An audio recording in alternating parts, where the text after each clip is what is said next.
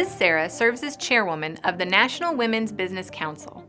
The NWBC is a nonpartisan federal advisory council created to serve as an independent source of advice and counsel to the President, the Congress, and the Administrator of the U.S. Small Business Administration on issues of impact and importance to women business owners. Liz was appointed in 2018 by President Trump to serve a 3-year term leading the council. She brings over 30 years of achievement as an entrepreneur, a business owner, and a small business champion and advocate on behalf of American women. I'm so grateful to Liz for taking the time to record this message for you, because while it's true that women have come a very long way, Liz is going to share with you some of the data that helps the NWBC define the challenges female entrepreneurs continue to face and suggest policies that we can all advocate for to help American women to continue our relentless pursuit of gender equality.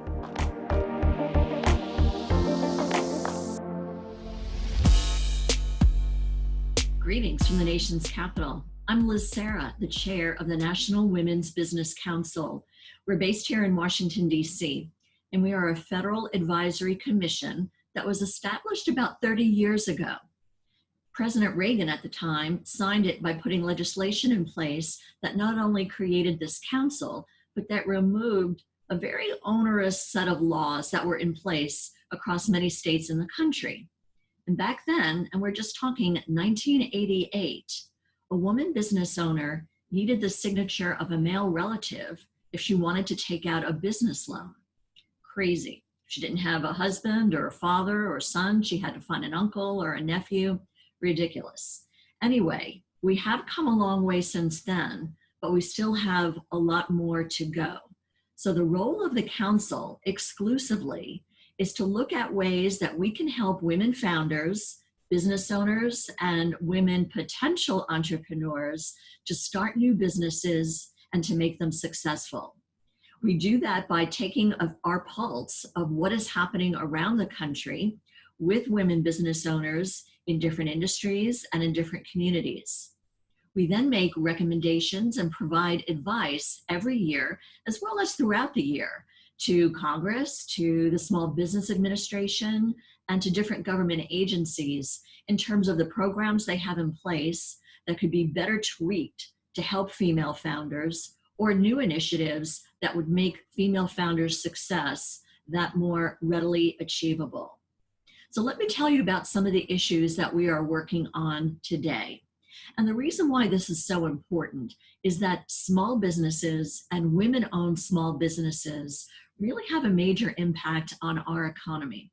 Here's a couple of statistics. When women businesses were first counted in 1977, I believe is the correct year, we represented about 4.6% of all businesses in the country. Today, I'm very happy to report that we make up about 42% of all businesses in the US. That equals something along the lines of 12.3 million separate businesses that are owned by women. This is according to recent statistics and surveys by American Express. Of that 12.3 million, only 1.1 million have employees. So wait a minute, why is that? Nearly 12.2 million businesses are just the sole entrepreneur, female entrepreneur that is. Well, we're looking at ways to help those solopreneurs hire that first employee and make some traction in the industry that they're in, as well as in the community in which they reside. So there are 3 issues that we are focusing on that hopefully we can make a difference and help women succeed.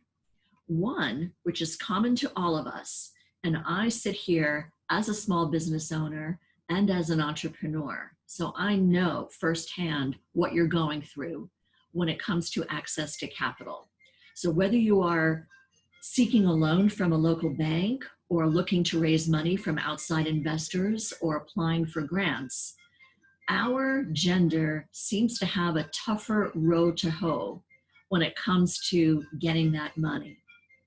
One of the things that we advocated for last year and recommended to Congress was to create an investment tax credit for anyone that invested in a small or startup business. We were hoping to just limit it to women-owned businesses, but we don't want to be gender specific, nor can we. Well, that piece of legislation still needs to be acted on by Congress. And we think that once it does, it will make it much easier for women business owners and startup founders to raise money that they need from their local community by bringing more investors to the table. I've been an angel investor in the tech community, and the kinds of investments that we make are strictly limited to technology and software. But there are many people throughout the country that wish to support the businesses in their backyard, whether they're boutiques and bakeries, and the kinds of people that we want to bring to the table as future investors might never have considered themselves as an investor in a startup company. We all have watched the show Shark Tank. We want to bring some more sharks, or let's say friendly dolphins, to the table. So this year, as it relates to access to capital, the big subject has been the Paycheck Protection Program. We wanted to be sure that small women business owners around the country had fair access to those loans and those emergency funds. We worked very hand in hand with the SBA, providing our thoughts and our recommendations and advice along the way to ensure that when that second round of PPP funding came through, small women business owners were able to access it much more readily and much more easily. So we're happy to report that while we don't have statistics based on male-run companies versus female-run companies, we're very hopeful that many female-run companies did get those necessary emergency funds based on the size of the average dollar amount that has been awarded.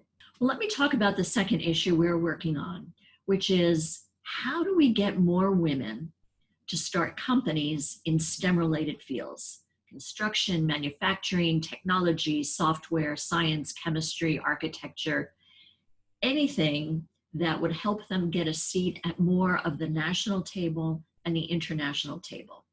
So that is not to say that the small businesses that make our neighborhoods and our communities more vibrant and successful and desirable places to live, such as the bakeries and the art galleries and the yoga studios, are not important, because they are. But women are not as represented when it comes to national companies or even global companies. And that's because we don't have enough women starting and running companies that are in these STEM-related areas. So we are dedicated to looking at the kinds of programs that could make that more possible. We've been in many discussions with the Small Business Administration, as well as with the National Science Foundation, as well as with the Patent and Trademark Office. When it comes to patents, women patents are only in the single digits compared to patents by their male counterparts. So we're understanding what can we do and what can the patent office do to make it known to women founders that there might be something that is innovative about what they have invented. And we want to see more women apply and succeed in getting those patents. A third area, and really the focus of an entire committee that we have within the council, is how do we help women founders that reside in rural communities? Unlike those of us that live in large urban centers, where we can participate in networking events more readily, have access to resources such as mentors and other government agency offerings that can help us with our business challenges and our business planning, as well as other aspects of running our business, from accounting to sales and marketing. Women in rural communities have a geographic obstacle to overcome. We're looking at the kinds of things that will soften that and that will help them overcome not being able to tap the resources that women elsewhere can tap. Furthermore, women in rural communities often face obstacles related to lack of broadband. We know that broadband and being an online presence for your business is of the utmost importance today. And when you cannot have access to that, it hinders your ability to both grow your business and be successful. So we're looking at various agencies, both on the local, state, and federal level, in terms of what we can suggest will help solve that last mile challenge with telecommunications to make broadband more accessible in those rural areas. So those are the three issues that we're working on. I just highlighted a few of the top points within each. We've got many other components of each of those issues that we're tackling. I invite all of you to join us at our public meeting in September if you'd like to hear more about the very specific recommendations we plan to make.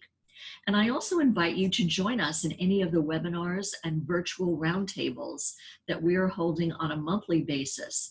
We'd like to hear from you, because the better we understand what's holding you back, the more successful we can be in recommending ways to make you more successful.